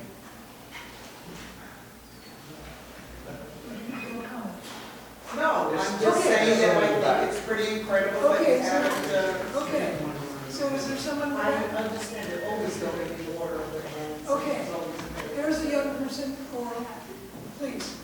Oh, okay. I guess this is directed towards mostly Wolff, but other people free to answer. Because I wondered about your opening remarks when you said that part of the problem for the past 100 years is that socialism has been construed as basically like central government or state planning, as opposed to markets or private ownership. And I guess I wanted to ask about your opinion of the politics that accompany that sort of view, right? So for example, in the United States, popular front politics, things that people have called Stalinism or Maoism, the communist parties, the idea of socialism in one country, or perhaps on this panel, socialism in one community, or socialism in one workplace, because Marxists have had arguments about the fact that labor and capital are social and international in character, And so this seemed to be, like, I'm just wondering, I guess, what you make of the politics that accompany kind of state central planning, and if you think they're also an obstacle, or if some of it should be used and some of it should be lost. So that's something to see.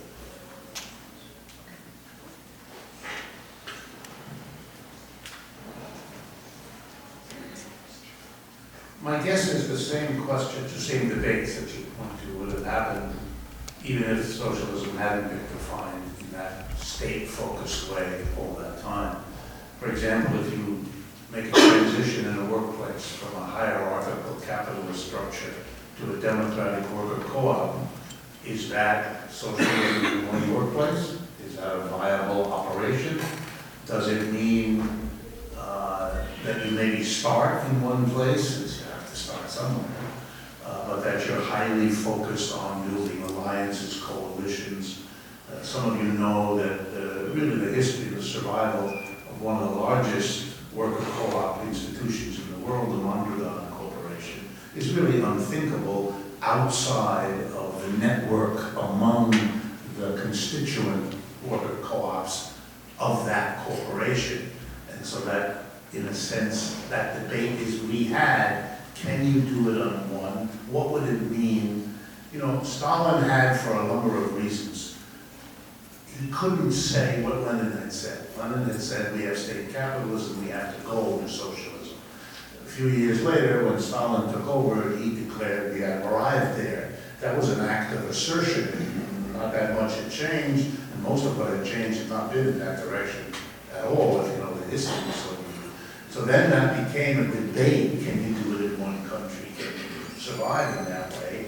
And then the debate was engaged by talking about all the limitations if you're in one country, which were then put on display and have been used. But you know, it's an old question that will exist either way. You have to start somewhere. And each of us, as Kali said earlier, we have to fight where we are with the people we're with. If we can make that transition, we then have to hope and try to make it with others, but we got to try to do it where we are, and then try to realize. It's not an either or, it's you got to do both.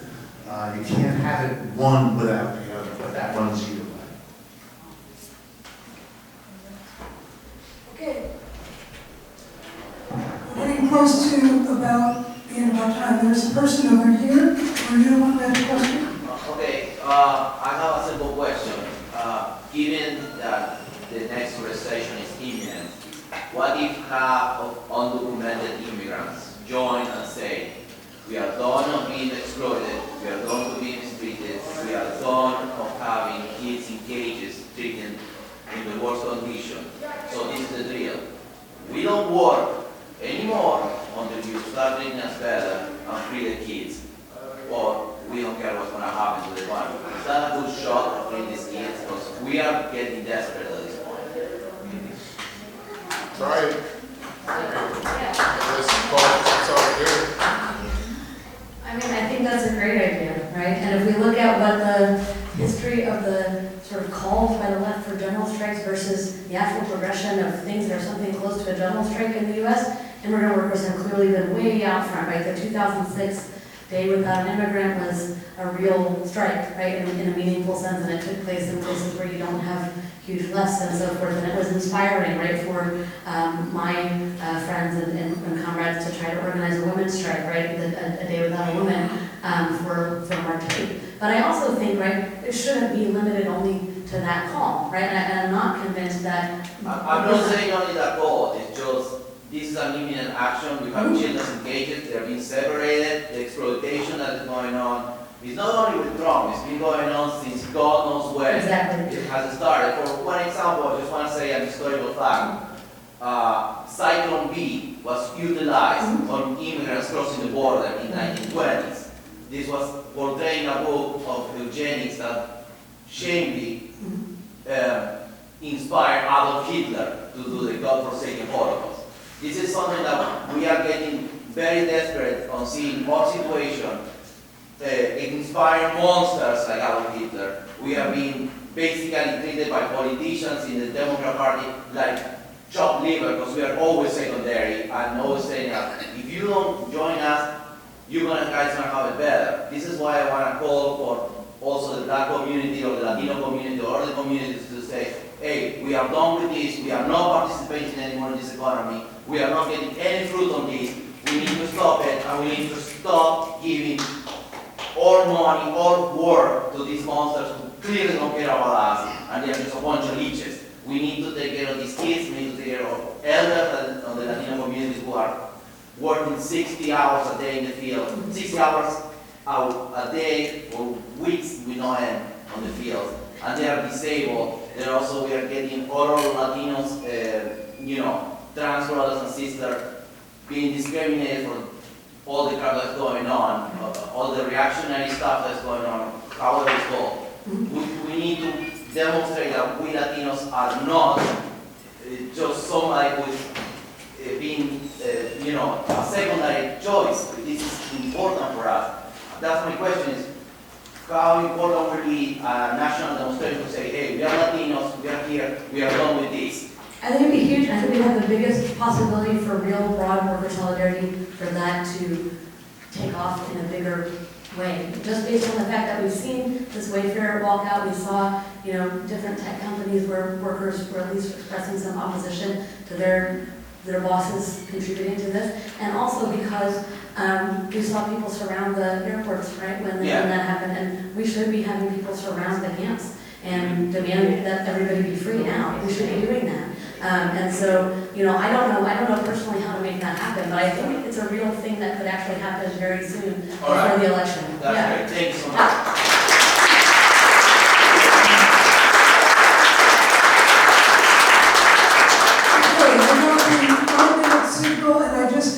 There's a person I wanted to get to from very early on. That person is in the back here, if I can get another one after that. Yeah, I'll try to make this very quick. The right is so organized, and if something happens and you hear congressmen, pundits, all of them saying the exact same words, and then when I try to talk to people locally, about, when we talk about organizing locally, and you get these people who watch Fox or whatever, and you hear the same words out of their mouth, there's no actual thought behind it. How do we address that when we're trying to organize locally? How do we bring those people over to see what they must learn to see?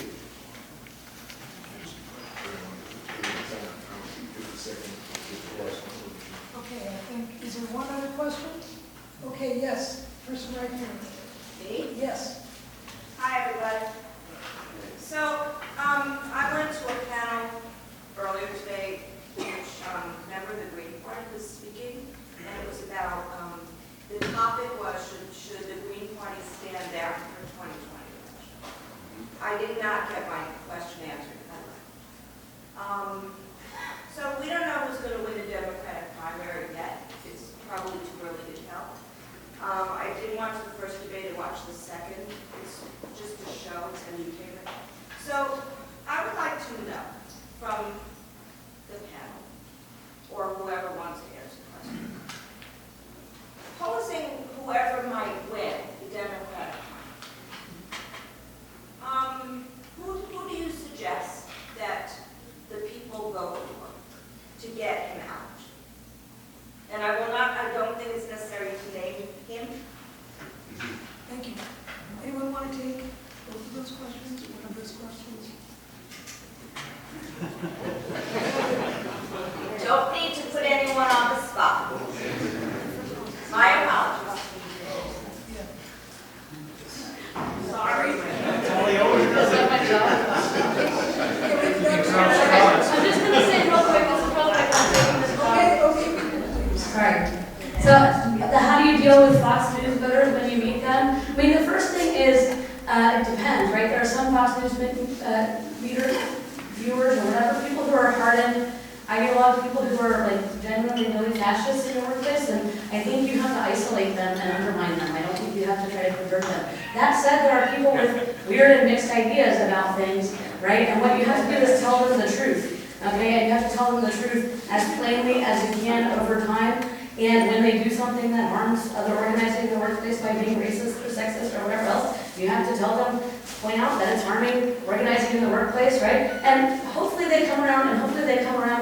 quickly, right, out of these ideas. So just for example, it was mentioned earlier about this question about voters who didn't vote versus voters who switched from Obama to Trump. I really dug into those statistics, and I just want to point out one little nugget of truth that I think is really important to tell people that's true, which is you're 100% correct in broad strokes, but in terms of people who really did switch from Obama to Trump, it gets talked about a lot as if this is white working class voters who have like already been sucked into this like fascist machine.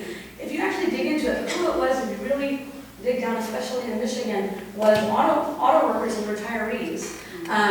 And there was a surprising number of black people who did the very same thing. They were also auto workers and retirees. Now why? Quickly, the explanation to me is, well, Obama sold out their fucking pensions, okay? This is what happened to the UAW, and Obama bailed out auto, and the UAW eliminated workers' pensions. And that's like a very particular thing. It doesn't mean that racism didn't play a huge role in what happened when Obama was the president and the whole development of the far right and the alt-right, but it does mean also that we have to look at those very specific aspects of things. And you see the same dynamic around pensions in Italy, you see it in France, you see it in a bunch of other places. So just to say, you have to tell people the truth, even when those people are wrong and wrong-headed, and when they don't get it,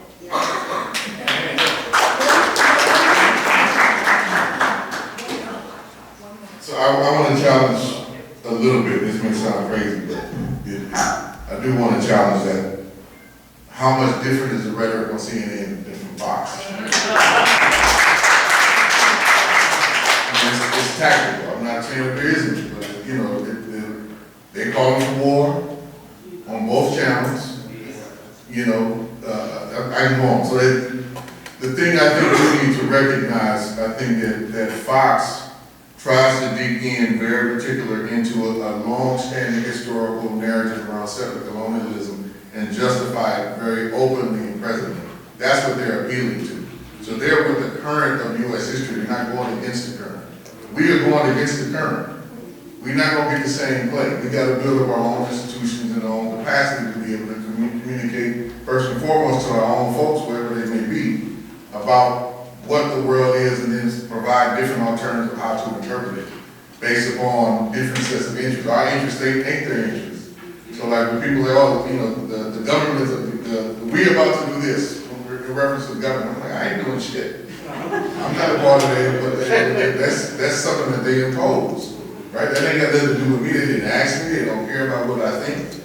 That's how they do it and try to get people to understand that, wait a minute, I'm in this society, but it doesn't mean I'm of the ruling structure that makes the determination, right? So I think that's one particular piece, and then similar to this piece around, you know, like the who to vote for. I'm more focused on what we're going to do the day after, wherever it gets inaugurated, to be honest with you, right? Because if we're just limited on the nation, on who's the president, that's just who's managing the empire? What program are they going to manage it by?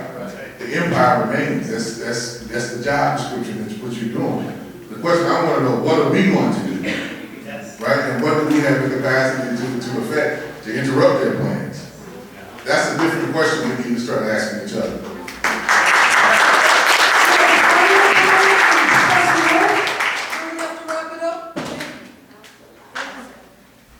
Yeah, on this question of who to vote for, I think I'm with the other speaker that just would frame it slightly differently. But to be provocative, I don't care.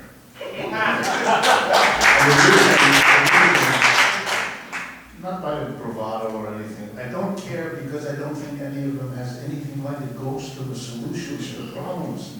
I see them debating issues that are secondary, that don't go to the heart of the problem. And for me, it is ultimately symbolized by one of the most progressive dimensions among them, being the advocacy of another New Deal, green this time. I find that as a historian of America, stunning. We've been there and we've done that, and look where we are. We got a New Deal, a real one, back in the 1930s. Because we had the strength from below to make it happen. Socialist parties, a communist party, a CIO, and all that was in that. We got a bunch of good, progressive things, more than most of the candidates for the Democratic Party are even advocating. And then we watched why it was pretty much undone in the 30 to 40 years afterwards. Because we were reformists, we didn't take away the power of the capitalists sitting at the top. When we defeated them and we got the New Deal, they smiled, waited till Roosevelt was dead, and took it back. Are we going to do that again? I don't think the American working class is going to try real hard again to run that game twice. We've been there, we've done that. We have to offer something much more different that can secure this New Deal. Otherwise, we're asking people to repeat what hasn't been sustainable. And that's not a good political program.